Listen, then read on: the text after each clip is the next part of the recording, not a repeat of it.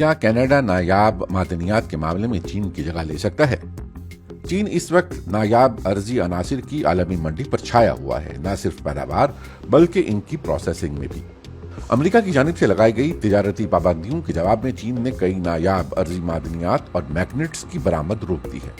نایاب ارضی عناصر جدید ٹیکنالوجی پر مبنی اہم صنعتوں کے لیے بہت ضروری ہے، مثال کے طور پر گاڑیوں، روبوٹس اور فوجی ساز و سامان جیسا کہ ڈرونز یا میزائلز کے لیے۔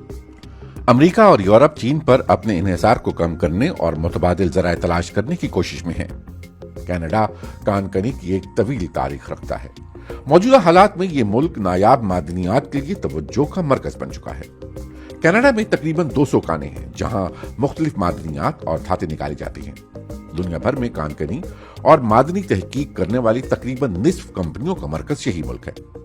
کینیڈین حکومت کان کنی کی صنعت میں جدت کو فروغ دینے کے لیے سرمایہ کاری کر رہی ہے، لیکن ایسے منصوبے عام طور پر مہنگے ہوتے ہیں، اس لیے نجی سرمایہ کاری پر انحصار ناگزیر ہو جاتا ہے۔ کینیڈا بھی غیر ملکی ممالک پر اپنا انحصار کم کرنے کی کوشش میں ہے۔ اس شمالی امریکی ملک نے سن 2022 میں اہم خام مال کے منصوبوں میں غیر ملکی سرمایہ کاری کو قومی سلامتی کے تناظر میں جانچنا شروع کیا تھا، لیکن یہ پالیسی بھی کینیڈا میں چینی سرمایہ کاری کے پھیلاؤ کو روکنے میں کامیاب نہ ہوئی۔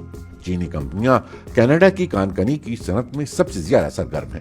اس کے علاوہ کینیڈا میں نکالے جانے والے زیادہ تر خام مال کی پروسیسنگ امریکہ یا چین میں ہی کی جاتی ہے، یعنی کینیڈا کو اپنے خام مال کی کان کنی اور پروسیسنگ میں خود مختاری حاصل کرنے کے لیے ابھی طویل سفر کرنا ہوگا۔